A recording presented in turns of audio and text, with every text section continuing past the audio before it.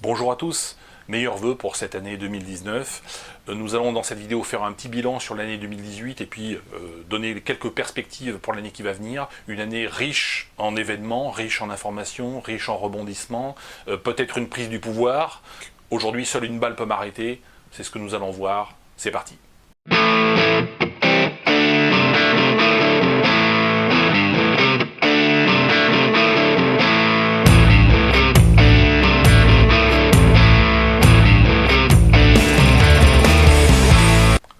Seule une balle peut arrêter le commandant Aubenas, c'est évident. D'abord, je voulais remercier les internautes, les milliers d'internautes qui se sont abonnés. C'était pas évident sur une chaîne très politique, mais voilà, la qualité est à un niveau très élevé, mais les Français sont très politiques. Alors les Français et puis aussi beaucoup d'étrangers, hein, de Belges, de Suisses, de Canadiens, même beaucoup d'Algériens. On a de plus en plus d'internautes qui s'abonnent dans le monde entier, qui sont intéressés par les propos politiques qui sont tenus sur cette chaîne. Je remercie le partenariat avec un certain nombre de personnes avec lesquelles je suis en contact parfois depuis de très nombreuses années. Nous nous sommes inspirés pour faire cette chaîne aussi de personnages qui ont été des grands pionniers, comme Alain Soral qui fait ça maintenant depuis une dizaine ou une quinzaine d'années. Merci à Dieudonné aussi pour le travail qu'il réalise.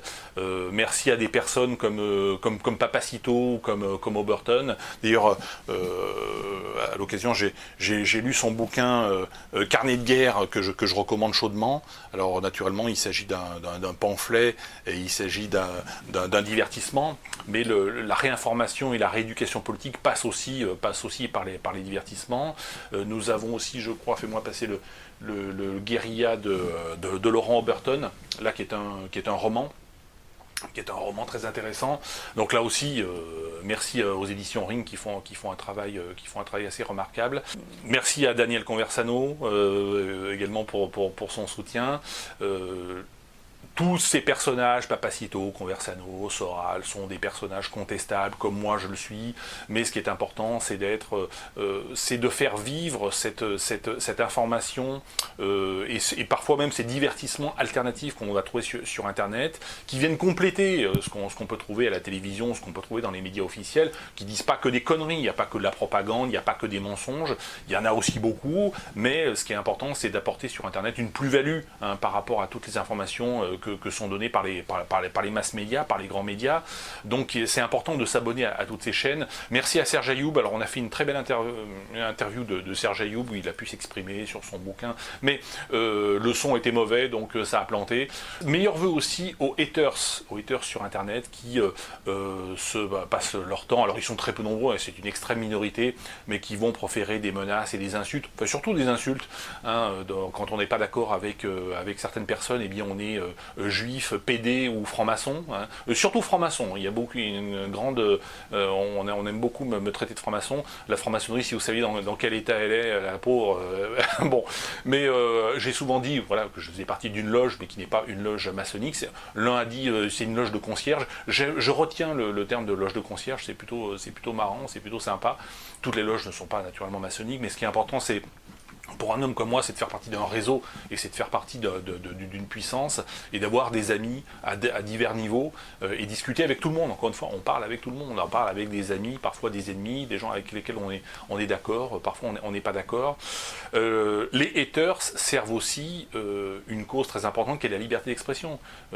Si on a une chaîne YouTube, c'est aussi pour permettre aux gens de s'exprimer. Une personne qui aujourd'hui profère une insulte sur le commandant Aubenas ou sur un autre YouTuber, demain peut-être sera un soutien parce moi j'ai eu quelques haters qui sont revenus sur leur position en disant je me suis trompé, c'est vrai qu'en dernière analyse, en réécoutant la vidéo, je me suis rendu compte que ce que disait le commandant Aubenas c'était pas si con et c'était pas si tard. Donc bon, bravo encore une fois pour les personnes qui sont capables aussi d'évoluer.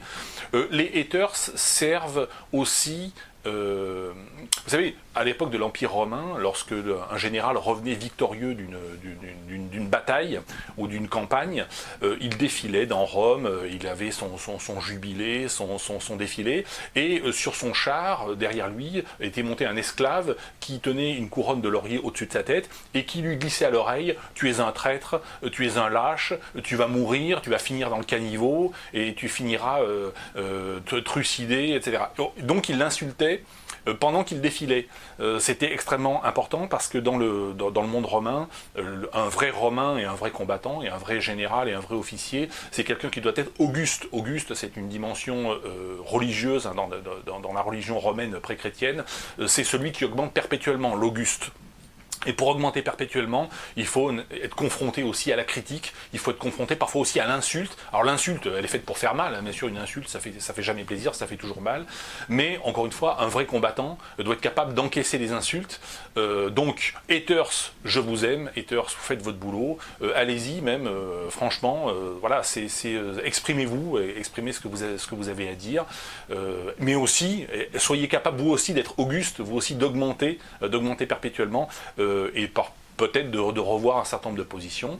Je comprends que tout le monde ne soit pas d'accord avec tous les arguments qui sont avancés ou tous les thèmes qui sont abordés sur cette chaîne. Mais bon, voilà, ça fait partie ça fait partie encore une fois de ce travail d'éducation et de réinformation. Moi-même, j'ai passé encore une fois des années à militer, à réfléchir et les informations et les analyses que je vous donne, elles sont toujours, encore une fois, très réfléchies et elles viennent de loin. Mais voilà, après, il y a parfois un décalage entre ce que je dis et ce que vous pouvez percevoir. Il y a parfois un petit décalage. Dernier message, sauvez la gauche. Aujourd'hui, moi, je rencontre dans toute la France, je ne rencontre plus finalement que pratiquement des militants d'extrême droite. Où que j'aille, au sens très large du terme, il y a des pro-Israël, anti-Israël, pro-capitalisme, anti-capitalisme, etc. Mais de manière générale, je ne rencontre plus un homme et une femme de gauche. Aujourd'hui, la gauche, elle est devenue simplement, le dernier carré de la gauche se trouve chez les journalistes, chez les éditorialistes, chez les animateurs de télé. On n'en trouve plus quasiment plus dans la classe politique, à part Jean-Luc le millionnaire et encore. Et puis pour le reste, encore une fois, les Français sont aujourd'hui à 100% d'extrême droite, ce qu'on se qualifie d'extrême droite il y a 20 ans. C'est absolument hallucinant. C'est pour ça que je suis extrêmement optimiste.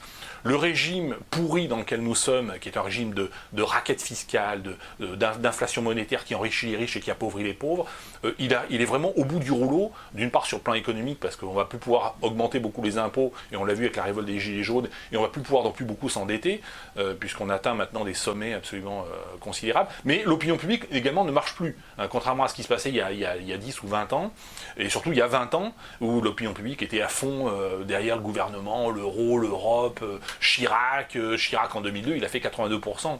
Chirac, super menteur, super tocard, super connard, il fait 82%. C'est un truc de fou.